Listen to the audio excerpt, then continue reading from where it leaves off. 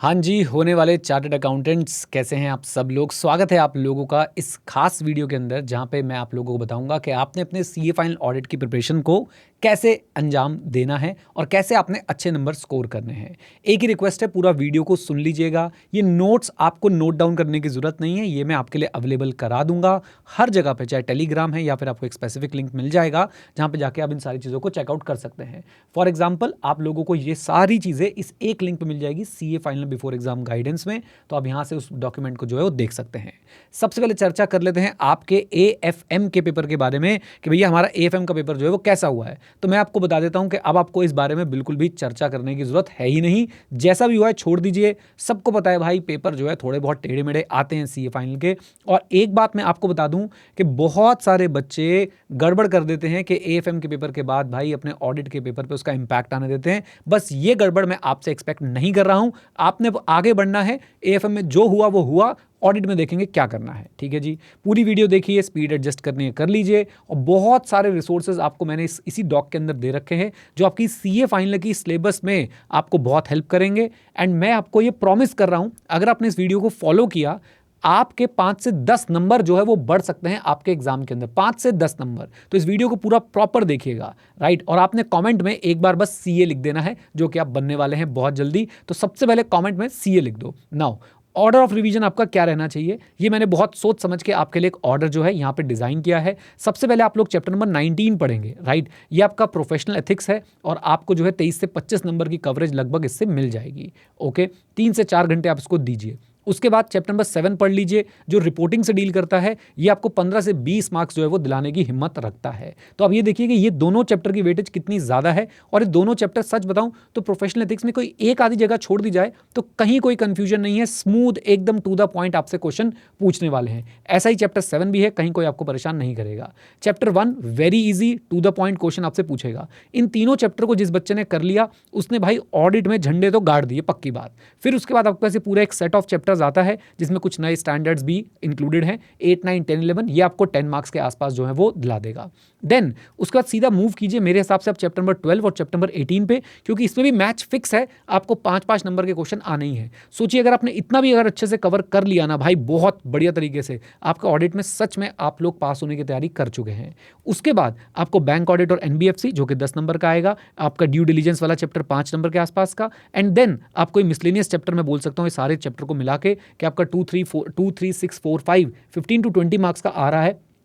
एक बात आपको बता दूं कि आईसीएआई कई बार बोलता है कि भाई कुछ स्टैंडर्ड्स आपने इंटरमीडिएट में पढ़ लिए थे, आपको जो है अब हम यहाँ पे नहीं उस पर चेक करेंगे, उस पर केस स्टडी पूछेंगे। ऐसा बिल्कुल नहीं है। आईसीएआई उस पर डिस्क्रिप्टिव क्वेश्चन भी पूछ सकता है। और ये चैप्टर आपके लिए बहुत आसान रहने वाले, बहुत ज़्यादा, खासकर 3, 6, 4, 5 बहुत ज़्यादा आपके लिए आसान रहने वाले हैं। चैप्टर 2 को आप अच्छे से पढ़ के जाइएगा, इसको बल्कि एक अलग से इज्जत दीजिएगा। 3, 6, 4, 5 आप लोग सिर्फ रिवीजन वीडियो से करेंगे सुपर फास्ट तरीके से तो भी चल जाएगा, कोई बात नहीं है। Then chapter number 13 group audit, जिसमें आपको उसके साथ ही ऐसे 600 करना है, 4 से 5 नंबर का। चैप्टर 16 इंटरनल ऑडिट, जिसके साथ आप ऐसे 610 करेंगे, 4 से 5 नंबर का।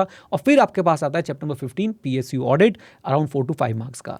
एक बात याद रखिएगा, लेटेस्ट एमटीपी और आरटीपी पे आपको स्पेशल फोकस रखना है और उसके लिए हमने एक डिटेल एनालिसिस डॉक्यूमेंट यहां पे बना रखा है। इसका लिंक आपके पास है, आपने बस इस पर क्लिक करना है और आप सीधा उस डॉक्यूमेंट पे निकलेंगे जहां पे आप एमटीपी आरटीपी कंप्लीट एनालिसिस के साथ जो है वो देख सकते हैं। और यहां पे आपको बाकी सारे जो एमटीपी आरटीपी एनालिसिस हैं उनके लिंक्स भी आपको मिल जाएंगे। हमने जब से न्यू कोर्स आया है तब से सारी फाइल्स को बहुत डिटेल में देखा है और उनको बहुत अच्छे से एनालाइज करके आपके लिए प्रेजेंट कर दिया है। अच्छा, चलिए वापस आते हैं। तो ये तो हमारा ऑर्डर हो गया। आप सबसे पहले इसी ऑर्डर में पढ़ना शुरू करेंगे। ये हमने बहुत सोच समझ के आपको ऑर्डर दिया है कि बाद में कुछ छूट भी रहा हो तो आपकी वो चीजें छूटें जो भाई सब इंपॉर्टेंट नहीं है और पहले आपकी वो चीजें कवर हो जाएं जो बहुत बहुत बहुत ज्यादा इंपॉर्टेंस रखती है। Now how to approach your revision. अब आपने करना क्या है, देखिए मिनट टू मिनट गाइडेंस की आपको बिल्कुल भी कोई जरूरत नहीं। मैं बार बार आपको बोलता हूं, आप बच्चे नहीं है, यू आर चार्टर्ड अकाउंटेंट। बस एग्जाम की फॉर्मेलिटी बची है जो आप कंप्लीट करने वाले हैं।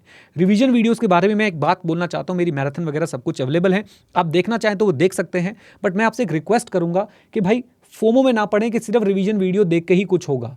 बिलीव मी गाइज, कुछ चैप्टर्स ऐसे होंगे जो आप बिना रिवीजन वीडियो के अपने आप से बहुत अच्छी तरह कर पाएंगे, ज्यादा स्पीड से कर पाएंगे, ज्यादा इफेक्टिवली कर पाएंगे, यानी आप ज्यादा एफिशिएंट और ज्यादा इफेक्टिव होंगे। तो प्लीज आपने इस समय क्या करना है भाई, रिवीजन वीडियोस पे आपने डिस्क्रिशनरी रिलायंस रखना है। आपको लगे सही है तो जाइएगा, फोमो में मत जाइएगा।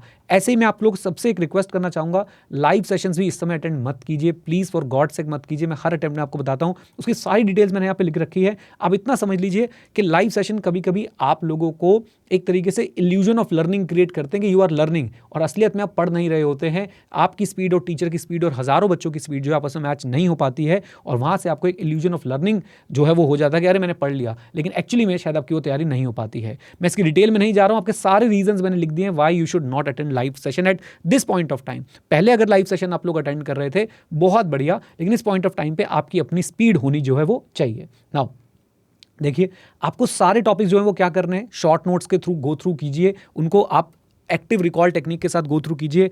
अब आपने एक टॉपिक को रीड किया, रीड करने के बाद आपने उसे बोल के देखना है कि भाई क्या आप उस टॉपिक को अपने शब्दों में एक्सप्रेस कर पा रहे हैं या नहीं। कीवर्ड्स बोल लीजिए उसके साथ में, और साथ साथ में जो है ऐसे एक्ट कीजिए जैसे आप किसी को समझा रहे हैं। बस अगर आप इतना कर पा रहे हैं हर टॉपिक के साथ, आगे चलते जाइए। लेकिन याद रखिए, सिर्फ टॉपिक पढ़ने से बात नहीं बनेगी, you have to go through the question bank for sure. और ये सारी चीज़ें, चाहे शॉर्ट नोट्स हो चाहे आपके क्वेश्चन बैंक हो, कंप्लीटली फ्री ऑफ कॉस्ट हमने आपके लिए अवेलेबल करा रखे हैं हमारे फ्री रिसोर्सेज सेक्शन के अंदर। अच्छा, अपने क्वेश्चंस को आप लोग प्लीज प्रायोरिटाइज कीजिए। आपने पहले से उम्मीद करता हूं कि मार्क कर रखा है कि कौन सा क्वेश्चन इंपॉर्टेंट था, कौन सा क्वेश्चन इंपॉर्टेंट नहीं था, किसमें क्या ट्रिकी पॉइंट था, उसको अच्छे से इस समय यूटिलाइज कीजिएगा। अच्छा, केस स्टडी और एमसीक्यू भी हमने आपको जो है फ्री रिसोर्सेज में सारे दे रखे हैं, जरूर पढ़ के जाने हैं। केस स्टडीज को जल्दी जल्दी गो थ्रू कीजिए, एमसीक्यूज हमने सारे डिटेल डिस्कशन आपको करके दे रखे हैं, वो देखिए। आरटीपी एमटीपी अगर जो आपकी लेटेस्ट वाली है उसका डिटेल एनालिसिस डॉक्यूमेंट, और उसके साथ में आपके जो पुराने भी आरटीपी एमटीपी हैं उनका भी डिटेल एनालिसिस डॉक्यूमेंट जो है वो आपके लिए यहाँ पे अवेलेबल है। प्लीज चेक दिस लिंक, ये सबके लिए ओपनली हमने अवेलेबल करा दिया है।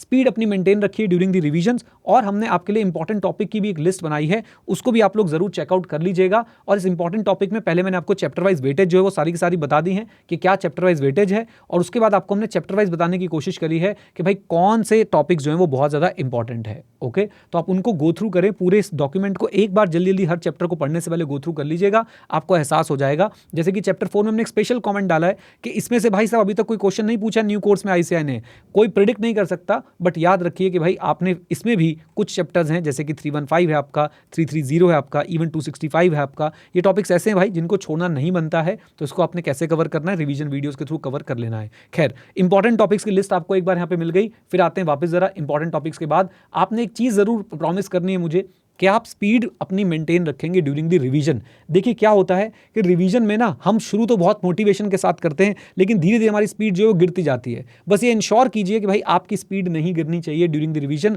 आपको फुल एकदम भाई जिस गियर में गाड़ी लगेगी उसी गियर में आगे बढ़ाते जाइएगा बढ़िया तरीके से, बिना कुछ ज़्यादा टेंशन लिए। ओके, इंपॉर्टेंट टॉपिक की लिस्ट मैंने आपको दे दी है। Now special guidance for MCQ. एक बात याद रखिए, अपने माइंड में ये बात रख के जाइए, लेंदी केस स्टडीज में appear in your exams. ICAI आपके लिए ट्रैप बिछा के बैठा होगा, याद रखिएगा। हमेशा पहले आपने केस स्टडी के क्वेश्चंस पढ़ने हैं, क्या क्वेश्चंस क्या पूछे हैं उसके अंदर जो एमसीक्यूज गिवन होते हैं, उसके बाद केस स्टडी को रीड करेंगे, हमेशा फायदे में रहेंगे। अभी पिछले एक अटेम्प्ट में मैंने आपको दिखाया था कि कैसे आपको लंबा क्वेश्चन दे दिया इतना, और भाई क्वेश्चन पूछे बहुत आसान। जिस बच्चे ने केस स्टडी पढ़नी शुरू कर दी, उसने क्वेश्चंस नहीं चेक किए, उसको बहुत दिक्कत हुई होगी, उसको बहुत समय जो है वो नष्ट हो गया होगा। राइट, एमसीक्यूज को बिल्कुल शुरुआत में आप लोग ना करें, हमेशा डिस्क्रिप्टिव क्वेश्चन के साथ शुरुआत करें, एमसीक्यूज को पेपर के बीच में जाके करें, और कोई भी एमसीक्यू आपने छोड़ना नहीं है, नेगेटिव मार्किंग नहीं है। बोलो जय आईसीएआई। ओके, कुछ और छोटे छोटे से पॉइंट्स हैं जिनमें मैं चाहता हूं आप लोग फोकस करें। देखिए, ये बात आपको बार बार सताएगी, यार एग्जाम में याद आएगा कि नहीं आएगा, याद आएगा कि नहीं आएगा, याद आएगा कि नहीं आएगा। आएगा, जितना आएगा उतना बढ़िया है। हमें 100 नंबर नहीं लेने ना कि हमें परफेक्टली सब कुछ याद आए। हमारे भाई अगर 90, 80, 70, 60 नंबर भी आ रहे हैं तो भी हम उतने ही काबिल कहलाएंगे जितने काबिल भाई 100 पे कहलाते है ना। तो आपने बिल्कुल इस बात का स्ट्रेस नहीं लेना है, सब कुछ याद आएगा। ART active recall technique mind में रखिए। जब भी आप लोग पढ़ रहे हैं अपने कंटेंट के साथ एंगेज कीजिए। कंटेंट के साथ कैसे एंगेज करेंगे, एक बार रीड करने के बाद उसे बोल के देखिए, कीवर्ड्स को बार बार बोलिए, ऐसे एक्ट कीजिए जैसे आप किसी को समझा रहे हैं, स्क्रिबल करके देखिए, किसी ना किसी तरीके से कंटेंट में आप लोग जो है वो एंगेज रहिए, एंड डेफिनेटली आपको एग्जाम में जो है वो याद आएगा।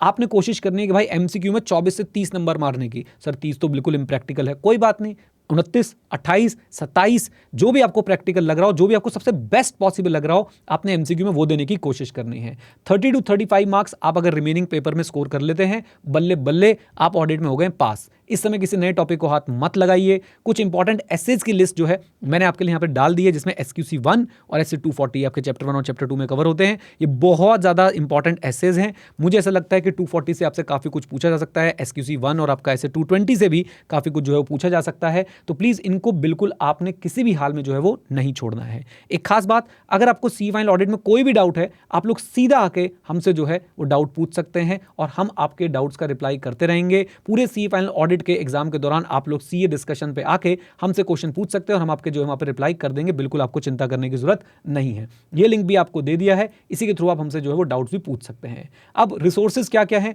रिवीजन वीडियोस आपके पास अवेलेबल है और रिवीजन वीडियोस आपको लगभग सारे चैप्टर्स की मिल जाएगी। शायद कोई एक आधा चैप्टर छूटा होगा, उसकी आपको टेंशन लेने की जरूरत नहीं है। डिटेल एनालिसिस डॉक्यूमेंट अवेलेबल है, आपके लिए कम्युनिटी अवेलेबल है। कोई भी डाउट हो आपको सीए फाइल का during this preparation, you can ask us and our team will reply to the best of their abilities कि भाई आपको बेस्ट आंसर जल्दी से जल्दी मिल जाए। ओके नाउ उसके बाद फ्री रिसोर्सेज का एक डिफरेंट कोर्स है जिसको आप लोग जो है फॉलो कर सकते हैं, उसमें को काफ़ी कुछ मिल जाएगा। देन हमारे कुछ लिंक्स हैं, इनको भी आप लोग चेकआउट कर लीजिएगा। इतना सिंपल है, देखिए मेहनत करेंगे पास हो जाएंगे। कोई भाई ऐसा 30 मार्क हाँ चीज़ नहीं है। बहुत लोग चार्टर्ड अकाउंटेंट बने थे, बहुत लोग चार्टर्ड अकाउंटेंट बन रहे हैं और बहुत लोग चार्टर्ड अकाउंटेंट बनेंगे।